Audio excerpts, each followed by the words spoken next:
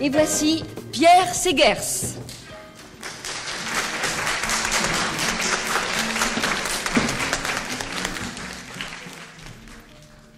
Manu Dibango recherche avec ses musiciens un jazz typiquement africain et je crois qu'il y réussit et que ce jazz est une forme aussi de la poésie africaine.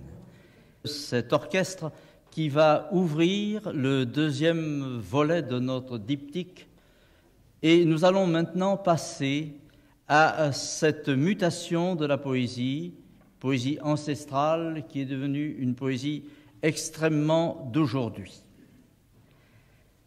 Depuis environ 1939, du Sénégal au Cameroun, de la Côte d'Ivoire à la Mauritanie, du Gabon à toute l'Afrique et depuis Paris, la poésie africaine, on dirait tout à coup qu'elle s'est dressée sur son folklore et que tout à coup la parole a pris feu.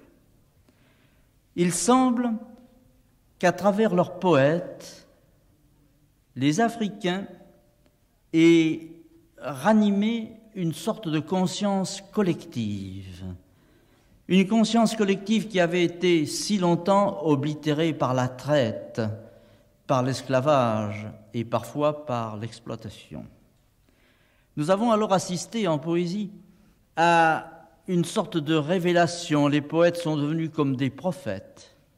Ils ont annoncé qu'ils participaient à cette sorte de grande houle de fraternité, de besoin de paix, d'humanité, qui vraiment était la voix du monde d'aujourd'hui.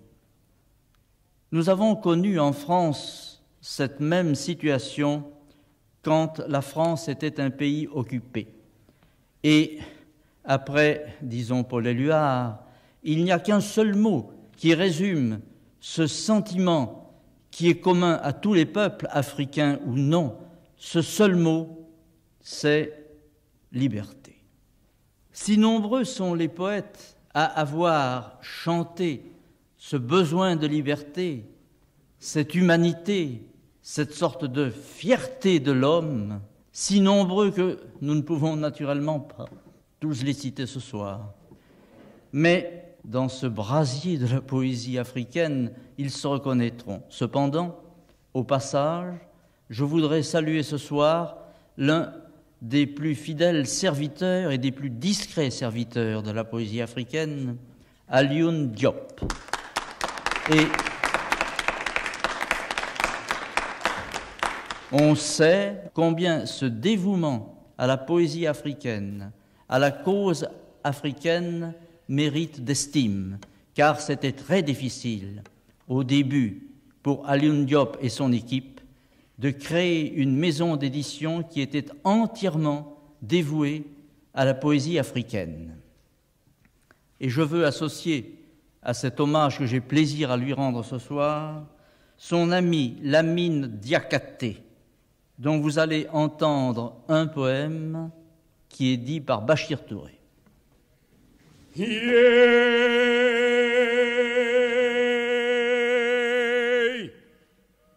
Sigi chori nasoro kalla signaro Ibrahima Traoré kalla signaro komben downing komben jai kundankol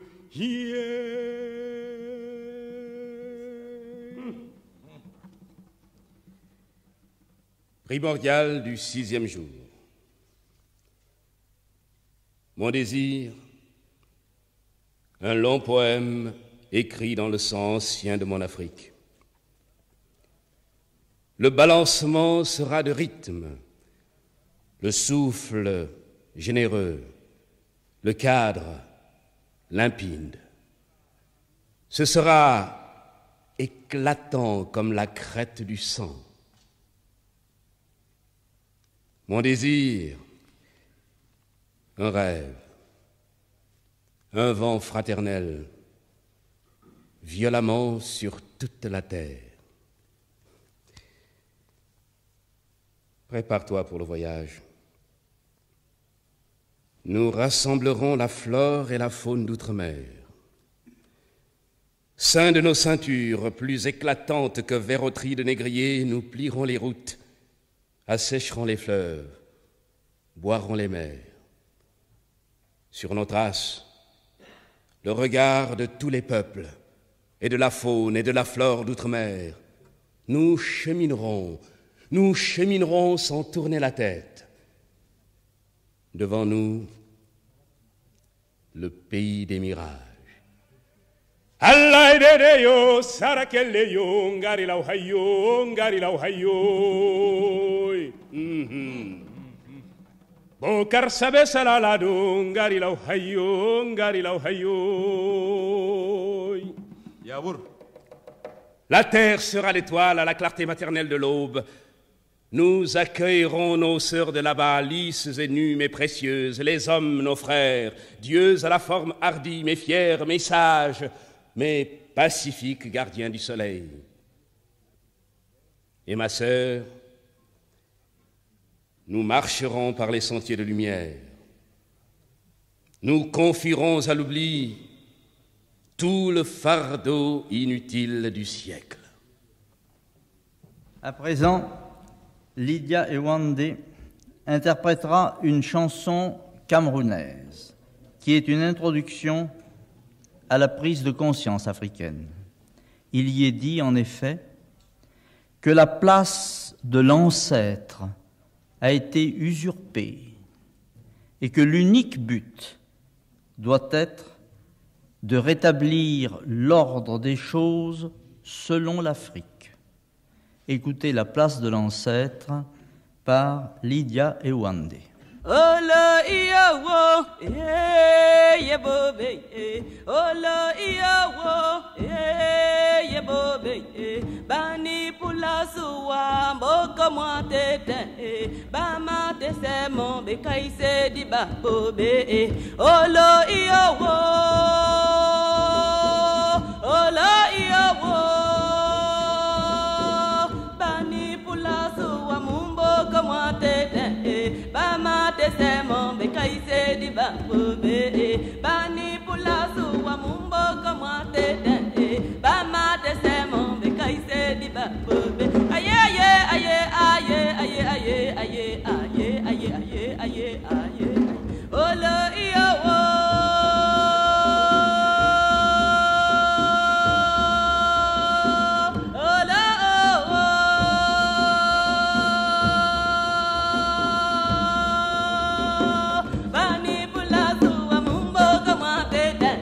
Bama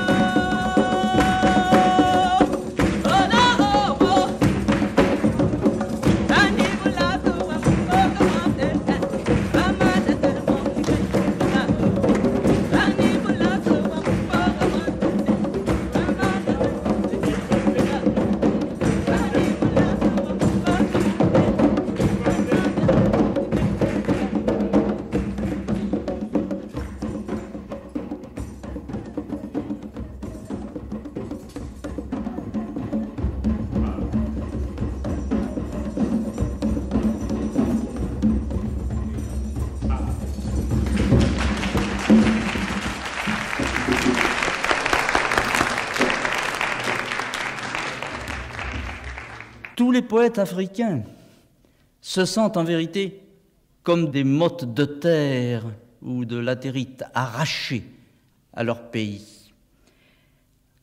Dans leur chemin, c'est là que leurs ancêtres ont cheminé. C'est là que l'esprit, l'âme de ces populations demeure. Et on comprend que ces poètes soient à l'écoute de ces voix anciennes, à l'écoute également des éléments, je le disais tout à l'heure, du vent, de l'eau, du feu. Il semble que tous ces bruits sont tapis dans cette immense Afrique et que c'est le rôle des poètes de les capter et de les dire. C'est l'un des poètes du Sénégal, Birago Diop, qui le dit. Son poème intitulé « Souffle » est interprété par Bachir Touré. Oh,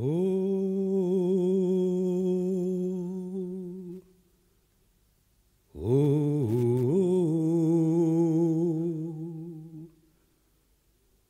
oh, oh.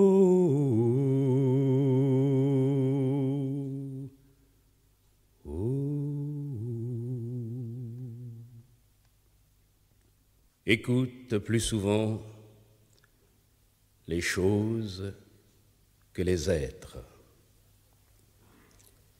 La voix du feu s'entend. Entends la voix de l'eau. Écoute dans le vent le buisson en sanglots. C'est le souffle des ancêtres. Ceux qui sont morts ne sont jamais partis. Ils sont dans l'ombre qui s'éclaire et dans l'ombre qui s'épaissit. Les morts ne sont pas sous la terre. Ils sont dans l'arbre qui frémit. Ils sont dans le bois qui gémit. Ils sont dans l'eau qui coule. Ils sont dans l'eau qui dort. Ils sont dans la case. Ils sont dans la foule. Les morts ne sont pas morts. Écoute plus souvent les choses que les êtres. La voix du feu s'entend. Entends la voix de l'eau. Écoute dans le vent le buisson en sanglots. C'est le souffle des ancêtres morts qui ne sont pas partis, qui ne sont pas sous la terre, qui ne sont pas morts. Ceux qui sont morts ne sont jamais partis. Ils sont dans le sein de la femme, ils sont dans l'enfant qui vagit et dans le tison qui s'enflamme. Les morts ne sont pas sous la terre. Ils sont dans le feu qui s'éteint. Ils sont dans les herbes qui pleurent. Ils sont dans le rocher qui geint. Ils sont dans la forêt. Ils sont dans la demeure. Les morts ne sont pas morts. Écoute plus souvent les choses que les êtres. La voix du feu s'entend.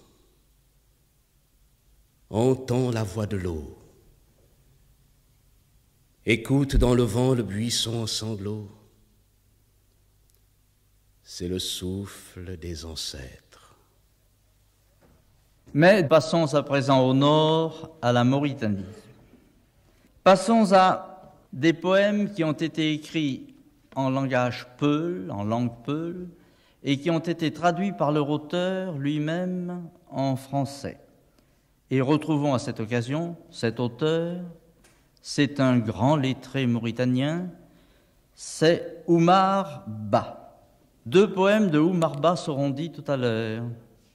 L'un sera donné par Thiémélé et l'autre sera dit par Douta Seck. Et vous remarquerez avec quelle économie, avec quelle fermeté d'ailleurs, et en utilisant toutes les ressources des formules de la sagesse populaire, des dictons, des proverbes, Oumar Ba sait dire ce qu'il a à dire.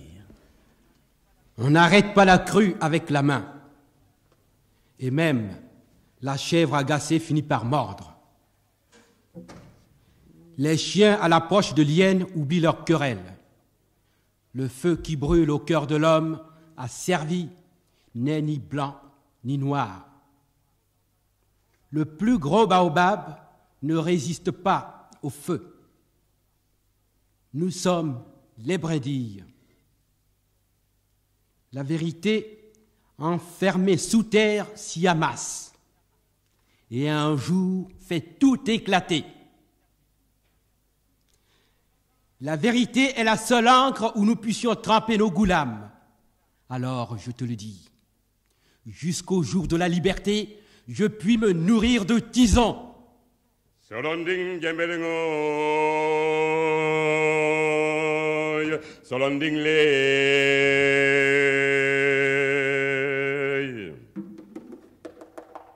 solonding solomiye, solokumpamba kangokati sutuyang. Oh, solo le fatao, kambosma rebantang, mansabairo leyela, kabakulonung mansato mandibing duniati. Moi, Mamadou Diengoudi, 90 ans. Je vais partir pour le grand plongeon vers le monde des vergers et des vierges,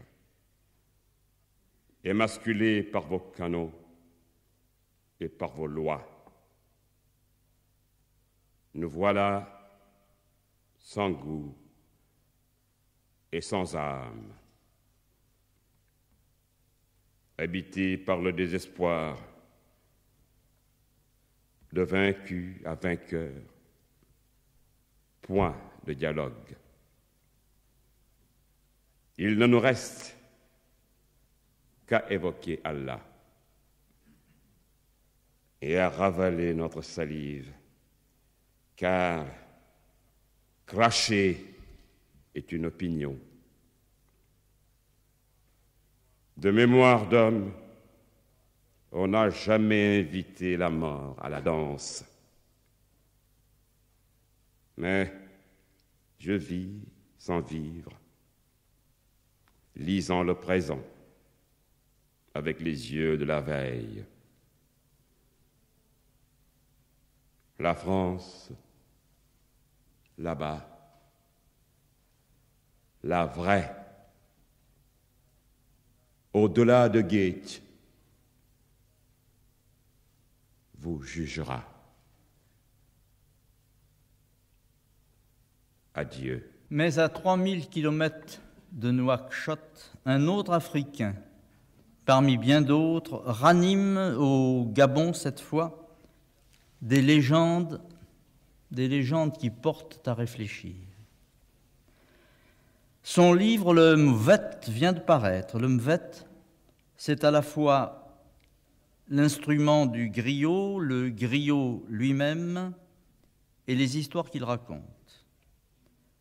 En Afrique, dit Birago Diop, un poète sénégalais, le conte est poésie par son mépris du réel, je veux dire du fait quotidien. Il ne vise pas à l'anecdote, ni à reproduire une tranche de vie.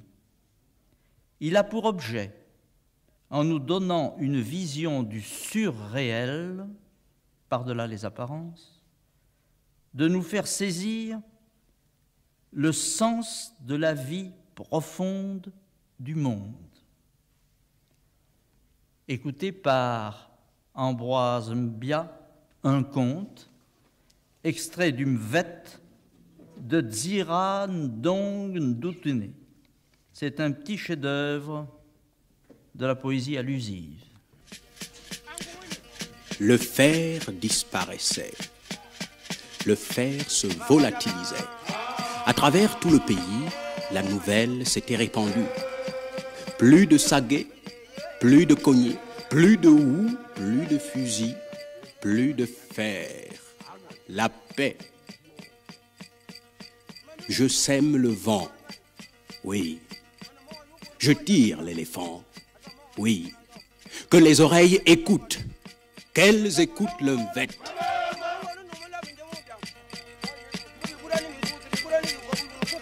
Et l'ami Komobian passait en sifflant. Son gros lot happait le fer. Il le happait et le volatilisait. Les hommes n'avaient cependant rien à regretter. Dans la forêt, les pièges fournissaient du gibier. Les nasses dans les rivières étaient pleines de poissons. Le manioc, l'igname, le maïs poussaient partout. On récoltait, on remplissait les cases. L'époque des joues pleines était venue. Partout la liesse, partout des danses, plus de fer, la paix.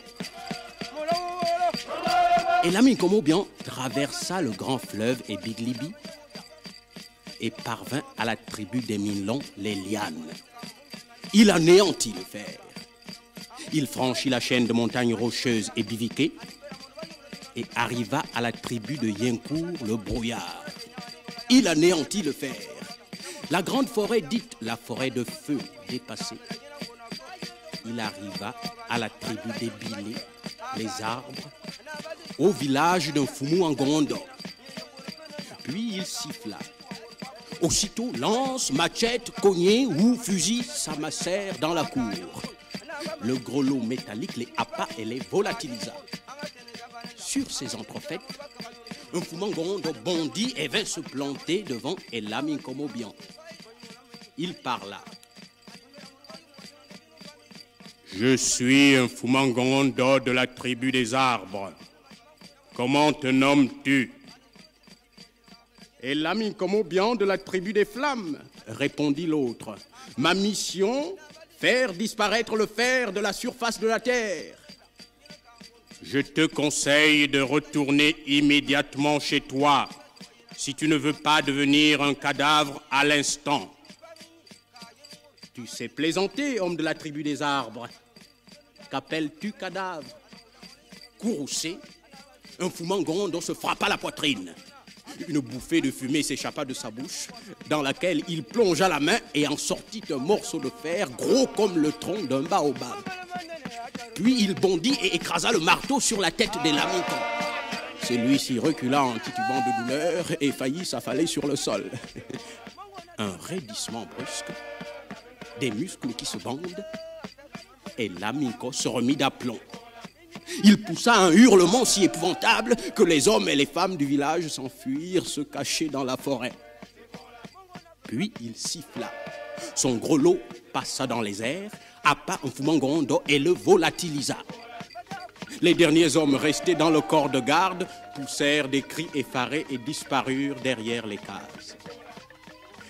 Et l'amico ramassa son gros lot, jeta un regard méprisant à l'endroit où se tenait quelques instants un Fumangondo, puis reprit son éternel voyage vers l'anéantissement total du fer.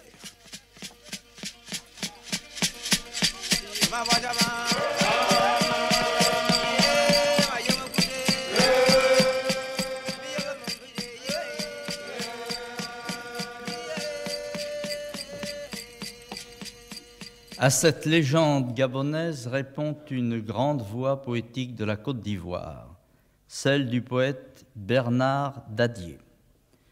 Le poème que vous allez entendre est également un appel à la paix, un appel à la fraternité.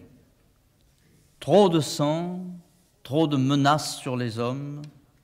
Son poème est intitulé « Hommes de tous les continents ».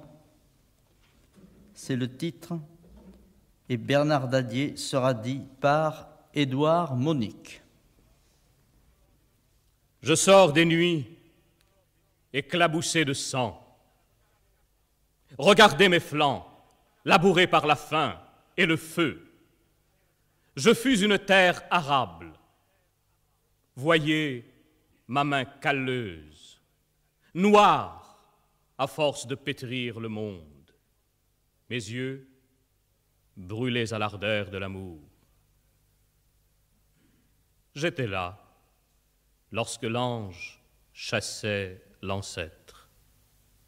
J'étais là lorsque les eaux mangeaient les montagnes. Encore là lorsque Jésus réconciliait le ciel et la terre. Toujours là lorsque son sourire, par-dessus les ravins, nous liait au même destin. Hommes de tous les continents, les bals étaient encore les roses dans les matins de rêve. Sortis de la nuit, des fumées artificielles, je voudrais vous chanter. Vous qui portez le ciel à bout de bras, nous qui nous cherchons dans le faux jour des réverbères. Je connais moi aussi le froid dans les os et la faim au ventre, les réveils en sursaut au cliquetis des mousquetons. Mais toujours une étoile a cligné des yeux les soirs d'incendie, dans les heures saoules de poudre. Hommes de tous les continents, portant le ciel à bout de bras, vous qui aimez entendre rire la femme, vous qui aimez regarder jouer l'enfant, vous qui aimez donner la main pour former la chaîne, les bals étaient encore les roses dans les matins de rêve. À présent, donnons la parole à un très jeune poète gabonais qui sera interprété par Bachir Touré. Son nom est Jacques Libidza Ngomo. Nuit africaine. Le soleil nous a fait sa révérence. La lune nous présente ses hommages. La nuit tombe. Le silence plane sur la forêt. Plus rien ne semble bouger.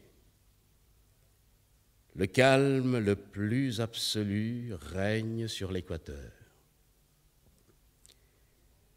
C'est le moment où, réunis autour du feu sous le hangar, les nègres religieusement écoutent les plus belles légendes africaines sorties des bouches de leurs ancêtres et retransmises de génération en génération. Ce soir, la parole est aux plus vieux du village. Aussi, tous, hommes, femmes et enfants, sont-ils venus à cette réunion familiale, à cette réunion où les nègres ont l'habitude de communier ensemble, à cette réunion dont ils rapportent toujours dans leur case un souvenir inoubliable de la sagesse des légendes africaines. Nuit africaine, lune merveilleuse, dense et miraculeuse, la forêt s'est endormie. Mais au cœur de cette immensité vit un village, vivent deux villages, vivent plusieurs villages. Nuit africaine, étrange inspiratrice de la poésie et de la philosophie nègre. C'est en ce moment que de village en village, à la lueur de ce même feu, un signe d'union fraternelle, tout ce monde noir reflète la richesse de sa pensée, la bonté de son cœur, la grandeur de son âme. Contes, légendes, proverbes et devinettes sont à la nuit africaine son privilège le plus sacré, lorsque sa douce fraîcheur vient s'ajouter le son du tam-tam, dont l'écho troublant, fascinant, vous saisit, vous ensorcelle et vous invite irrésistiblement à la danse. Nuit africaine, danse nègre, filles, garçons, hommes et femmes dont la peau d'ébène reluit sous le sourire maternel de la lune, battement des mains, battement des pieds, le tout harmonisé, chant d'Afrique, rythmes endiablés, tam tam, tam tam, tam tam.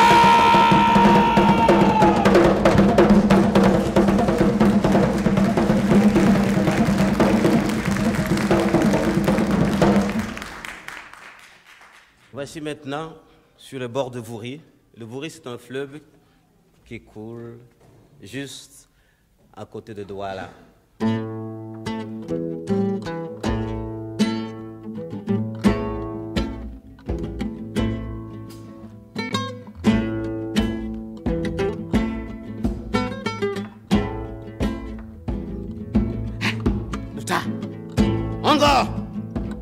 Ongo bolo, njapa kwanika. Oui, oh. Tanya no mala beti monaye.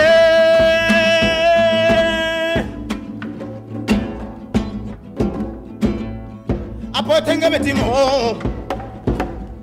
Malangwa tete mina ngona ye.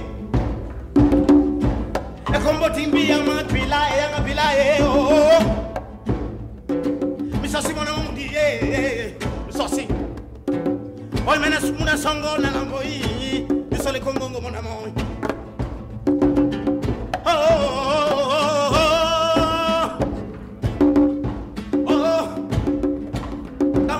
dango bia arbango dango bia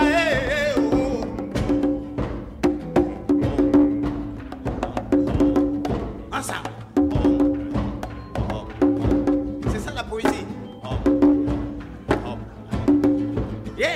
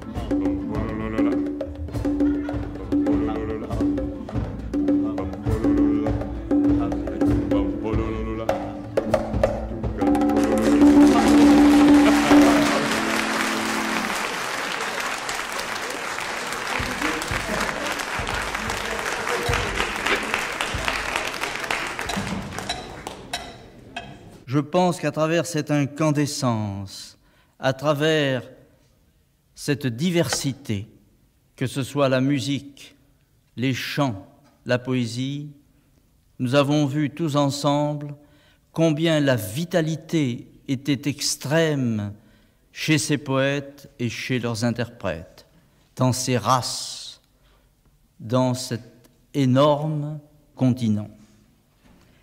Mais il y aurait tant de voix à faire entendre, il y aurait un cœur si nombreux que pour terminer, je préfère à présent revenir à l'un des plus grands poètes africains, un poète qui est celui de la permanence, un poète qui est aussi celui de l'avenir, un poète que le monde entier à présent connaît et admire. Vous entendrez de lui un chant où il célèbre sa mère. Cette mère, c'est aussi bien sa mère que l'Afrique. Ce chant est un chant d'amour, une imploration. C'est une sorte de prise de conscience et, je dois dire, de merveille du langage. Je salue son auteur, vous l'avez deviné, c'est Léopold Sédar Senghor, et le poème qui terminera cette soirée est intitulé « Décès ». Mère, on m'écrit que tu blanchis comme la brousse à l'extrême hivernage quand je devais être ta fête.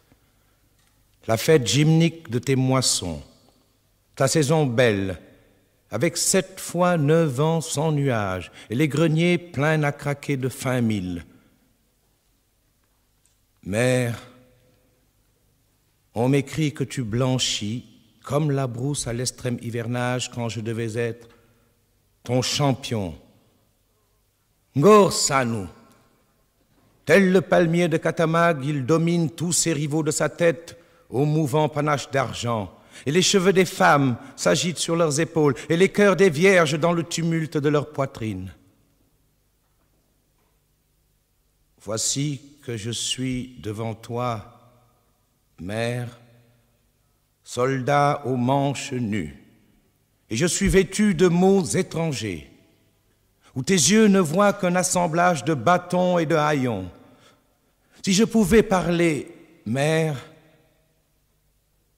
mais tu n'entendrais qu'un gazouillis précieux et tu n'entendrais pas.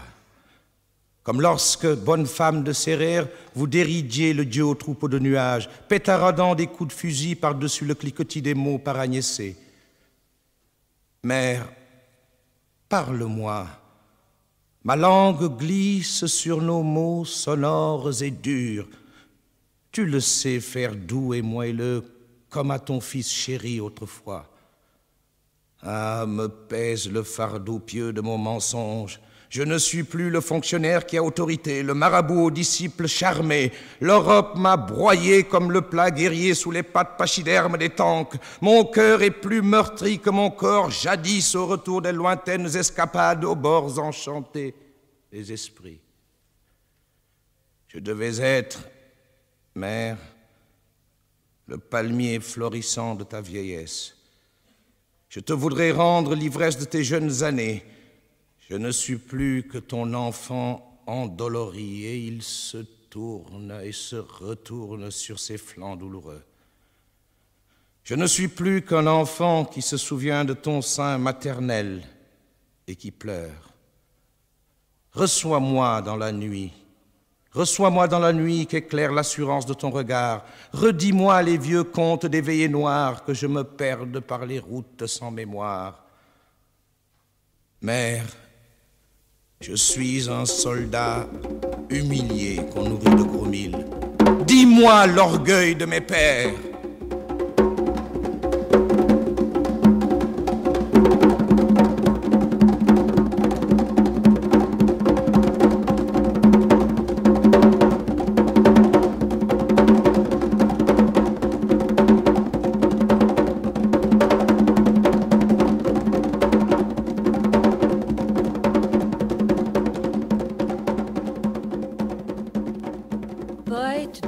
Sur les ondes. C'était une émission de Pierre Segers et Georges Godbert. Ce soir, une émission spectacle consacrée aux poètes de Mauritanie, du Sénégal, de la Côte d'Ivoire, du Cameroun et du Gabon. Avec le concours de Marceline Alessé, Lydia Ewande, James Campbell, Ambroise Mbia, Douta Seck, Jean-Baptiste Thiémélé, Bachir Touré, comédien africain. Du chanteur George Anderson, de Manu Dibango et son ensemble camerounais. À la kora, Boubacar Diabaté, au balafon, Guillaume Ewande, avec le concours également d'Édouard Monique. Décor de René Benaïm et de Pierre Pledge. Éclairage sous la direction de Pierre Tricard. Le chef opérateur du son était Jean Deleron, Collaboration technique Geneviève Guyenne et Claude Sansonnance. Assistante Florence Boissière. Réalisation Georges Godbert.